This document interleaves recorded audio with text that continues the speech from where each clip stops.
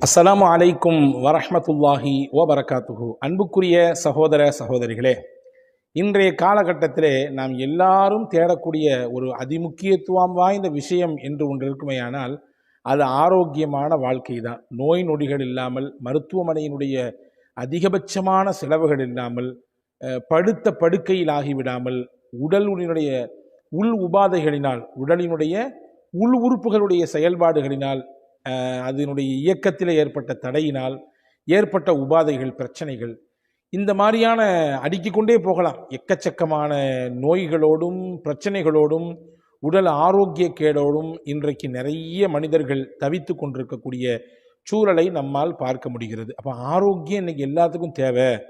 எல்லாரும் துவா செய்ய சொல்கிறார்கள், ஆரோக்கியத்துக்காண்டி துவா செய்யுங்க, இந்தந்த மாதிரி நோய் இருக்குது, இந்த மாதிரி கஷ்டத்தில் இருக்கேன், என் மருத்துவ செலவு இவ்வளோ இருக்குது என்றெல்லாம் நான் சில விஷயங்களை கேள்விப்படுகிறேன். என்ன நான் மட்டுமல்ல, எக்கச்சக்கமான இமாம்கிற இடத்துல இப்படியான ஒரு கோரிக்கையோடு துவாக்கள் வருவதை பார்க்க முடிகிறது இல்லையா? இந்த காணொளியிலே நான் ஒரு முக்கியமான துவாவை சொல்லித்தரப்போகிறேன். முகமது ரசூலுல்லாஹி ஸல்லல்லாஹு அலைஹி வஸல்லம் அவர்கள் தினசரி ஓதிய துவா. இந்த துவாவினுடைய பரக்கத்தினாலே நிச்சயமாக அல்லாஹ் நமக்கும் ஆரோக்கியத்தை தருவான். என்ன துவா, எப்பொழுது ஓத வேண்டும், அதை எப்படி எத்தனை முறை ஓத வேண்டும் என்பதையெல்லாம் காணொளிக்கு உள்ளே நிறைவாக தருகிறோம். இன்ஷா அல்லாஹ் முழுமையாக இதை பாருங்கள், சிறந்த பலன் உங்களுக்கு கிடைக்கும் என்று நான் நம்புகிறேன். அன்பான சகோதர சகோதரிகளே, பொதுவாகவே முஹம்மது ஸல்லல்லாஹு அலைஹி வஸல்லம் அவர்கள் சொன்னார்கள், ஒரு மனிதனுக்கு ஈமானுக்கு பிறகு கிடைக்கப்பட்ட பெரிய பொக்கிஷம் என்ன அப்படின்னு கேட்டிங்கன்னா ஆரோக்கியம் தான் அப்படின்னாங்க ஸல்லல்லாஹு அலைஹி வஸல்லம். ஆமாம் தானே? உலகத்தில் காசு, பணம், செல்வாக்கு, வசதி எல்லாத்தையும் சம்பாதிச்சிடலாம். ஆனால் எல்லாத்தையும் சம்பாதிச்சு வச்சதுக்கு பின்னாடி அதை அனுபவிக்கிறதுக்கு நமக்கு ஆரோக்கியம் இல்லைன்னா என்ன புண்ணியம்? எல்லாம் இருக்குது ஆனால் எதையுமே தொட்டு பார்க்கக்கூடாது, எல்லாம் இருக்குது ஆனால் எதுக்கு பக்கத்துலேயும் போகக்கூடாது, எல்லாம் இருக்குது அதை நீங்கள் மோந்து கூட பார்க்கக்கூடாதுங்க.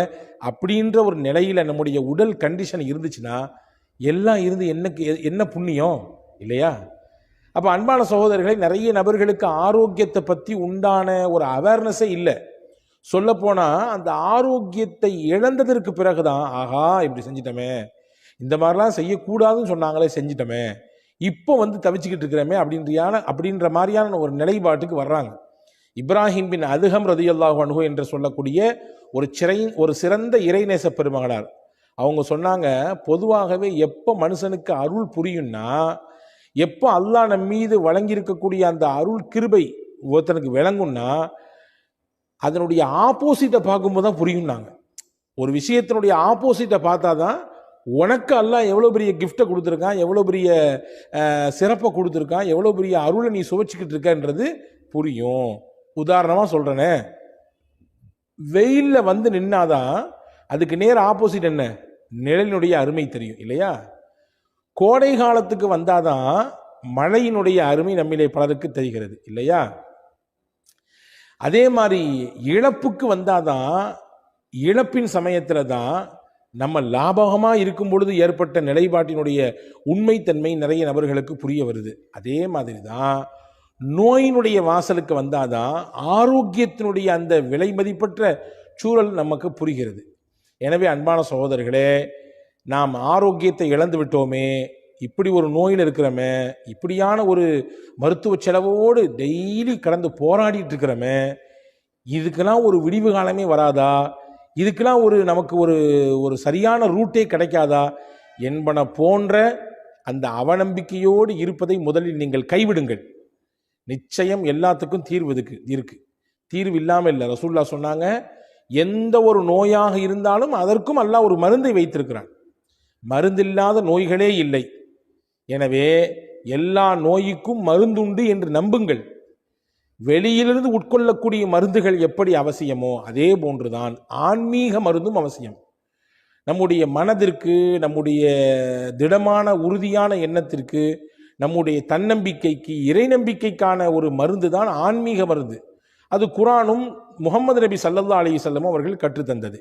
அதை தான் இன்றைக்கு நான் சொல்லித்தரப் போகிறேன். பெருமானார் ஸல்லல்லாஹு அலைஹி வஸல்லம் அவர்கள் தினசரி ஓதுவார்கள் ஒரு துவாவை. ஹதீஸிலே வந்திருக்கிறது, அபூதாவுதிலே இந்த ஹதீஸ் இடம்பெற்றிருக்கிறது, அதே மாதிரி அஹமது ஷரீஃபிலே இந்த ஹதீஸ் இடம்பெற்றிருக்கிறது. ரசூலுல்லாஹி ஸல்லல்லாஹு அலைஹி வஸல்லம் காலையிலும் மாலையிலும் 3 தடவை இந்த துவாவை ஓதுவார்கள். நீங்கள் கவனிச்சுக்கணும், நோயாளிகளாக இருக்கக்கூடியவங்களும் சரி, பிரச்சனையோடு இருக்கிறேன், இந்த மாதிரியான ஒரு அறுவை சிகிச்சை இருக்குது, அல்லது இந்த குறிப்பிட்ட நோயில் நாள்பட்ட நோயில் நான் கடந்து நொந்துக்கிட்டு இருக்கிறேன், வலியோடும் வேதனையோடும் புறக்கணிப்புகளோடும், ரொம்ப பெரிய வலி அது. நம்மளை புறக்கணிக்கிற ஒரு சூழல் இருக்குது, அது பெரிய வலியை தரும். இப்படி பல புறக்கணிப்புகளையும் வலிகளையும் வேதனைகளையும் இந்த வாழ்க்கையில் நான் சந்திச்சுக்கிட்டு இருக்கிறேன். சில நேரங்களில் இப்படியும் சில நோயிலே கிடப்பவர்கள் யோசிக்கிறது உண்டு. ஆனால் அந்த யோசனை சரியானதுன்னு நான் சொல்ல மாட்டேன். இப்படி கடந்து துடைகிறதுக்கு போய் சேர்ந்துடலாமே, மொத்தமாக அல்லாட்ட போய் சேர்ந்துடலாமேன்னா நினைக்கிறது உண்டு. ஆனால் அப்படி நினைக்கக்கூடாது. அதை நான் ஆதரிக்கவில்லை.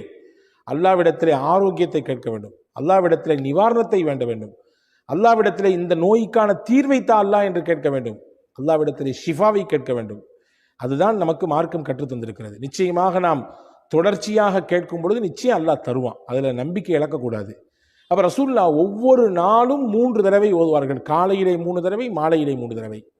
என்ன, யாரெல்லாம் ஓதலாம்? இதை ஆரோக்கியமாக இருக்கிறவங்களும் ஓதலாம். நோயினுடைய வாசலுக்கு வந்துட்டோம், இன்னைக்கு தான் எல்லா ஊடுகள்லையும் எல்லார்ட்டையும் ஃப்ரீயாக இருக்கிற மாதிரி, பாக்கெட்டில் இருக்கிற மாதிரி சர்க்கரை நோய் இருக்குது இல்லையா? எத்தனை நபர்களுக்கு அவதிப்பட்டு கொண்டிருக்கிறார்கள். அதே மாதிரி தொடர் சிகிச்சைகள், சில நபர்கள் இப்படியான கஷ்டத்தில் இருக்கிறாங்க, டயாலிசிஸ் போன்ற தொடர் சிகிச்சையில் இருக்கிறாங்க.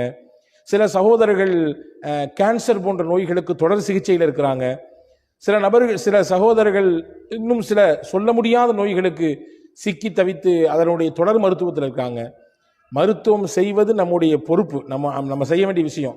அதே நேரத்தில் வல்ல அல்லாவிடத்தில் துஆ செய்வது நம்முடைய கடமை. எனவே நோயில் அகப்பட்டவர்களும் ஓதலாம். நோய்க்கு இப்பொழுதுதான் முகம் கொடுத்திருக்கிறோம், துவக்க நிலைமை இது அப்படின்ற இடத்துல இருக்கிறவங்க ஓதலாம். இளமையில் இருக்கக்கூடியவங்க, நோயெல்லாம் பெருசாக எனக்கு எதுவும் இல்லை, அல்ஹம்துலில்லாஹ் அல்லாஹ் நல்லா வச்சிருக்கான் அப்படின்ற நிலைமை இருக்கிறவங்களும் முன்கூட்டியே முன்னெச்சரிக்கையாக அல்லாவிடத்திலே ஆரோக்கியத்தை வேண்டி இந்த துஆ ஓதலாம். 3 தடவை ஓத வேண்டும். காலையில் 3 தடவை, மாலையில் 3 தடவை. ஸல்லல்லாஹு அலைஹி வஸல்லம் ஓதிருக்காங்க. என்ன துஆ அது? டிஸ்கிரிப்ஷன்லையும் கொடுக்குறோம், வாய்ப்பு இருந்தால் ஸ்கிரீனிலும் உங்களுக்கு அந்த துஆவை தருகிறோம். அல்லாஹும்ம ஆஃபினி ஃபீ பதனி, அல்லாஹும்ம ஆஃபினி ஃபீ சம்இ, அல்லாஹும்ம ஆஃபினி ஃபீ பஸரி, லா இலாஹ இல்லா அன்த. ரொம்ப அழகான துவா இது. யா அல்லாஹ், என்னுடைய உடலுக்கு நீ ஆரோக்கியத்தை கொடு. யா அல்லாஹ், என்னுடைய செவி புலனுக்கு நீ ஆரோக்கியத்தை கொடு. யா அல்லாஹ், என் பார்வை திறனுக்கு நீ ஆரோக்கியத்தை கொடு. உடல் என்று சொல்றாலே எல்லா மொத்த அவயங்களும் உள்ள அடங்கிடும். ஆனால் எக்ஸ்பெஷலி ரொம்ப முக்கியத்துவப்படுத்தி ரசூல் ஸல்லல்லாஹு அலைஹி வஸல்லம் செவியையும் பார்வையையும் என்ன செய்கிறாங்கன்னு சொன்னால் முன்னிலைப்படுத்துகிறாங்க. பொதுவாகவே இந்த ரெண்டும் மனிதனுடைய உறுப்புகளை ரொம்ப முக்கியமான உறுப்பு. பார்வை இருந்தால்தான் பலதை பார்க்க முடியும், செவித்திறன் இருந்தால்தான் பேசுவதை கேட்க முடியும். இந்த ரெண்டுமே ஒரு விஷயத்தை கிரகித்துக் கொள்வதற்கு, உள்வாங்கிக் கொள்வதற்கான மிக முக்கியமான அவயங்கள், மிக முக்கியமான உறுப்புகள். காலப்போக்கில் சில நேரங்களிலே சிலருக்கு இந்த உறுப்பின் செயல்பாடு முற்றிலுமாக அருந்து போயிடுது. காலப்போக்கில் சில நபருக்கு பார்வை இல்லாமல் போயிடுது. காலப்போக்கில் சில நபர்களுக்கு செவி புலன், அந்த கேட்கும் ஆற்றல், அந்த திறன் இல்லாமல் போயிடுது.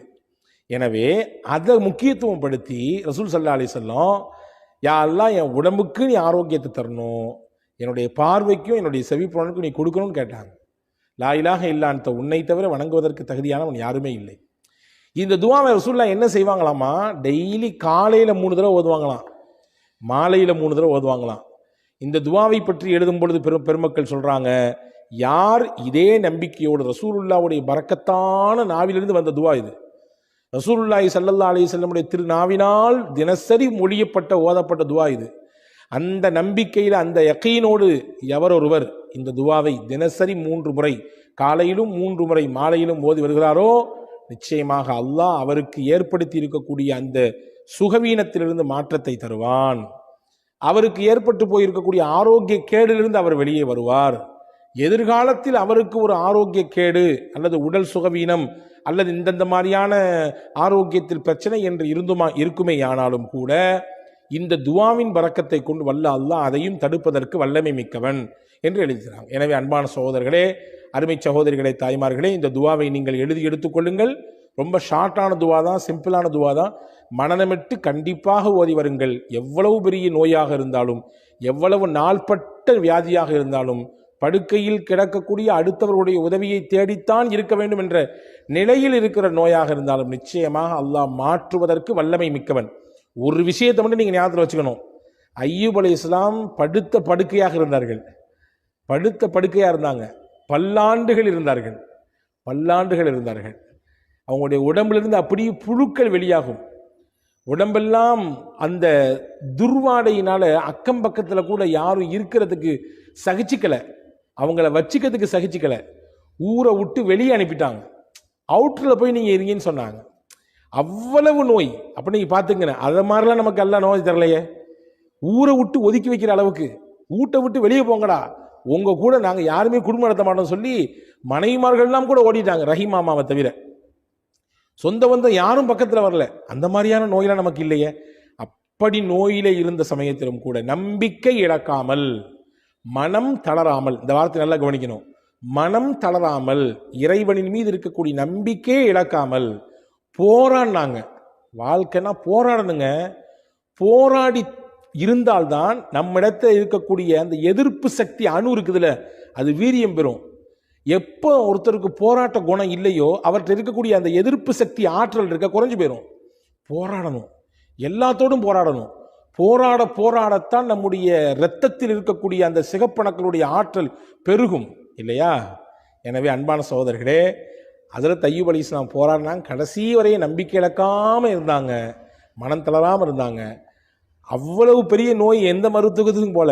தண்ணி எடுத்து குடிங்கன்னா இல்ல, அந்த தண்ணி எடுத்து தலையில் ஊற்றிக்கிங்கன்னா முடிஞ்சு போச்சு, எல்லா நோயும் முடிஞ்சு போச்சு. உள்ள தண்ணீரை கொடுத்தாங்க, உள்ள இருந்த எல்லா நோய்க்கும் உள் உறுப்புகள் எல்லாம் கொஞ்சம் அப்படி இப்படி இருந்துச்சு. இந்த தண்ணி போச்சு, எல்லாம் கிளியர் ஆயிடுச்சு. தண்ணி எடுத்து தலையில் ஊற்றுங்கன்னா இல்ல, தலையில் ஊற்றிக்கிட்டாங்க. வெளி உறுப்புகளில் இருந்த எல்லா நோயும் நல்லா போச்சு. அல்லாஹ் நாடினால் தண்ணீரை கொண்டு மொத்த நோயையும் ஒன்றும் இல்லாமல் ஆக்கி விடுவான் என்பதற்கு அய்யூப் அலைஹிஸ்ஸலாம் மிகப்பெரிய சான்று. எனவே நம்பிக்கை இழக்கக்கூடாது, மனம் தளரக்கூடாது. நோயாளிகளுக்கு நம்ம சொல்லிக்கிட்டே இருக்க வேண்டிய விஷயம் தான். ஏன்னா நோய் வாய்ப்பட சமயத்தில் அதுதான் இழந்துருவாங்க, அதுதான் அவங்கள்ட்ட இருந்து போயிடும். ஏன்னா யாருமே கண்டுக்கிறது இல்லையே, யாருமே பார்க்கறது இல்லையே, யாருமே வர்றது இல்லையே, யாருமே நம்ம கூட பேசுறது இல்லையே, நம்ம படுத்து கிடக்கிறோமே, நம்ம பெட்டில் ஆயிட்டோமே.